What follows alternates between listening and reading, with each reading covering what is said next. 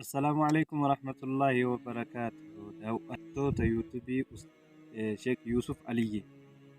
بكم جيرتني نجين ربي سنها جوجتها أردا كوبي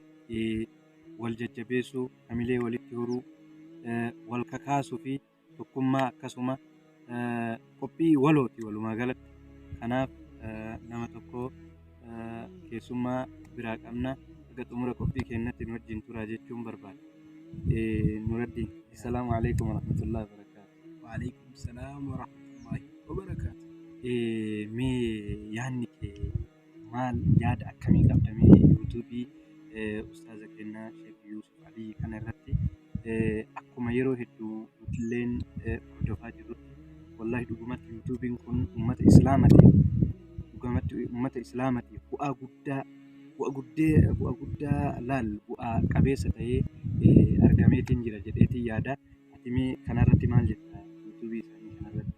yaada qabdu nu ibsinee asuma daawwattoota keenya biraan nu gahe. Wanti an qabu wanti ajaa'ibsiisu gaaffii gaarii nagaa galatoomii siin jechaa nageenyaaf jaalalli isuma biraa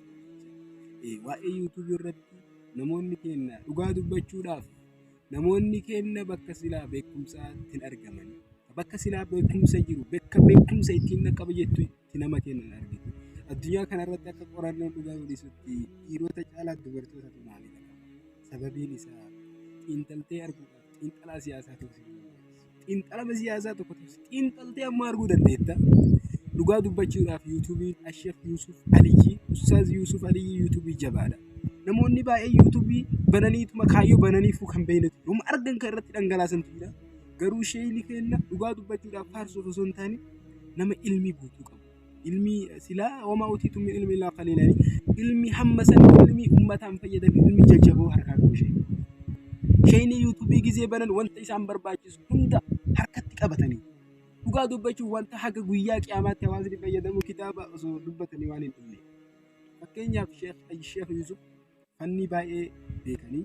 fanni isaan beekan keessaa karaa hundaan ahkaama ishee danda'a isheen fatwaas godhuu ni danda'a tokkoffaa fanni fiqhii isheen guutumaan guutuu dandeettii jajjaboo irratti qaba fanni nahwii akkasuma dandeettii irratti qaba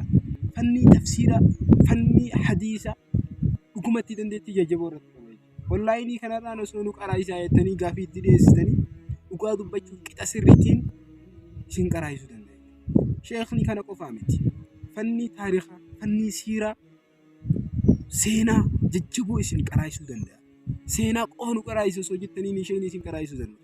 kitaabota baay'ee ulamaa'ota gammoojjii garaagaraatii fi baddaaf gammoojjii keessa ba'ee kitaabota baay'ee sammuu isaa keessatti qabatee jira fanni isti'aaraa fanni aruudaa fanni balaagaa fanni hedduu harkatti qabatan ishee osoo hawaasni kun irraa fayyadamanii akka nama tokkotti dhugaa dubbachuuf yuutuubiin kun kan walii raamsanii akka isheen kun ilmii qabutti namni hunduu irraa fayyadamee jira. Kanuma gabaabatti galatoomii yaada bareedaadha. Mee hawaasa keenyaaf maal dhaamta waa'ee yuutuubii isaanii kana ustaadii akkasumas waan barbaachisaa ta'een sheek kennaa ustaad sheek Yusuf Aliyyi bira akka waan daawwataniif jecha yaadni ati qabdu mee asirratti hawaasaaf maal dhaamta? ani hawaasni handaamu hawaasa kiyya jaalatamaa nama illee fakkaatu garuu gahumsa keessa namaa jiru nama mataa kiyya hawaasni yeroo baay'ee uffata ati kaattuu fi deemsa ati deemtuu fi kophee ati kaattuu si mataa rakkoo silaa kun ta'uu hin qabu garaa achi dheerachuu silaa akkasi madaaluu qabuuni gahumsa keessa jiru si madaaluu qabu dhugaa dubbachuuf anaaf si yeroo akkatti dhadhaabannu kana maal haa ta'u jedhee battarumatti yuutuubii irraa osoo danda'e bilook nu godhuu garuu gahumsa keessa namaa jiru nama madaalanii gaariidha raamsi ana hawaasaaf qabu tokkoffamattuu iyyuu gahumsa keessa namaa jiru nama madaala hiyyeessa ta'uudhaaf nama hiyyeessi sun yoona mul'ata yookaan beekumsa addunyaa tana guutuu ittiin fayyadamu keessa isaatii qabaatuu danda'a maaltu beeka jechi inni jedhee addunyaan tun guutuun fayyadamuu dandeenya gahumsa keessa namaa jiru nama madaalaa jechuu barbaada